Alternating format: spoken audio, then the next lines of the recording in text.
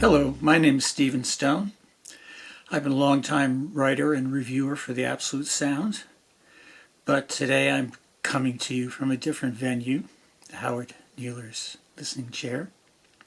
So what I come to talk to you about today is a CD player, actually a CD transport and ripper from Shanling, the CR60. This is what it looks like. One side, the other side. So it's a kind of piece that longtime audiophiles are going to think is very inexpensive and a pretty good buy. And young audiophiles, the kind of guys who have a Fosse system, are going to think is pretty expensive at $300. At least that's what the current price is now. When this video comes out, I'm sure, hopefully it'll still be the same price, but there's no way to tell. So I used it as a CD transport, and it worked very well for that. I hooked it up via the SPDIF connection. One thing about it is it doesn't come with a power supply. It's assumed that either you're going to hook it up to a 5 amp or 5 volt computer source from USB, or it has provisions for a 12 volt external supply, which is what I used with it.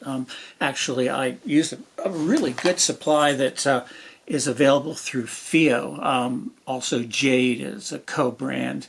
About $150. It's nice and heavy. It's a linear supply. It doesn't put any noise back into the line. And another little thing that I used with the Shanling is this little capacitor bank.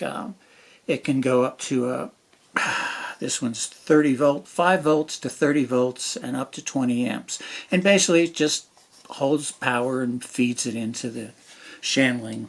It smooths out any ripples or any weirdnesses to the power supply. So, frankly, if your sole thing is you want to rip CDs, ripping CDs onto an Android phone, which is what the current software that's supplied by Shanling can do, I guess there are some people who want to do that, but it's a pretty small minority. Personally, I rip things with my Mac on a CD reader that I think it was $32 from Amazon. So, which makes $300 to do the same thing and less efficiently, because when you hook this up to a Mac, which I did via USB, it recognizes it as a drive and it recognizes whatever's on the CD that's loaded into it, but it didn't recognize what the tracks were and what the CD was, where if I go into Apple Music and use my little $32 ripper, load it in there, and it'll recognize what the CD is, and I don't have to do any handwriting and spend a lot of time typing extra things in. So for that purpose, you're better off with the Mac and the inexpensive device. But if you really want to listen to CDs and want a good transport to listen to them on, this might be a very good option for you.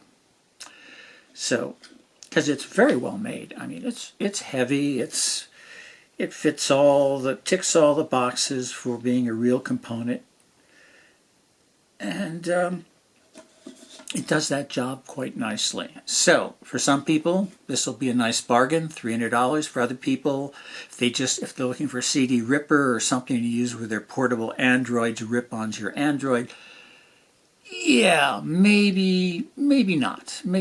So it's one of those odd devices that, again, some people are going to love, some people not so much. But it's certainly well made, so if you do buy it, I think you'll enjoy it.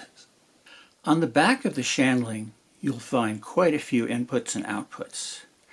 Starting from the left to the right, you'll find a little switch which goes from ripper to transport. Then you'll find a 12 volt power supply, which takes a barrel. Then next to that is a 5 volt type C, so you can power it from a wall wart if you wish, or from your computer in theory. The next three are for the ripper. You have a USB-B, a USB-C, and a USB-A. The USB-A you can also attach a drive to. Next to that you have the transport connections. You can use the USB-A for an output as well as to connect to a computer, or actually a hard drive in this case. You also have optical and coaxial outputs, standard digital outputs. What you don't have is a USB output. So that's one of the only things, if you have a dedicated USB DAC you'd like to use with this transport, the CR60 will not work if you have a USB only. But there are very few of those. Most DACs do also have a Toslink and a SPDIF input. So that's what the back of the Shanling CR60 looks like.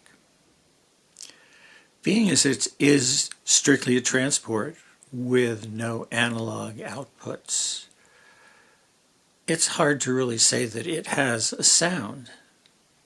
I mean, if you compare it with another digital device that also outputs digitally, and you could do an A/B test, and some people in the world, I suppose, will claim that they hear a difference. But personally, as long as it's functioning correctly, it shouldn't have a sound. It should just be transporting the digital information to your DAC, which might have a sound, or your preamp, which might have a sound, or your cables, which might have a sound. But in terms of all the things in your signal chain, the Shanling transport is probably the least likely to have a sound. So if you're looking for a CD player and transport, you might want to look at the FiO DM13. This is it right here. The coolest thing about this, and I'll show you the back. I'll take some stills of it. You'll be able to see it better then. But one of the coolest thing about this is it has a battery in it. So right now, it's playing. That makes it a little more useful. I mean, I guess there aren't a whole lot of people going to run around with a portable CD player bopping around, but if you want to go retro and carry your CDs and carry a player, it'll even deal with I have this, it can drive a lot of headphones. These are the DT 990 600 ohm version, which are hard to drive headphone. No problem.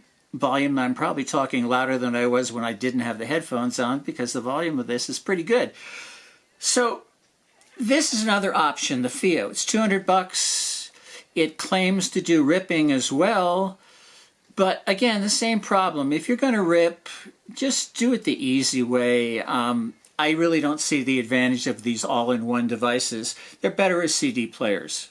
This is a great CD player. So, the FiO. See you next time.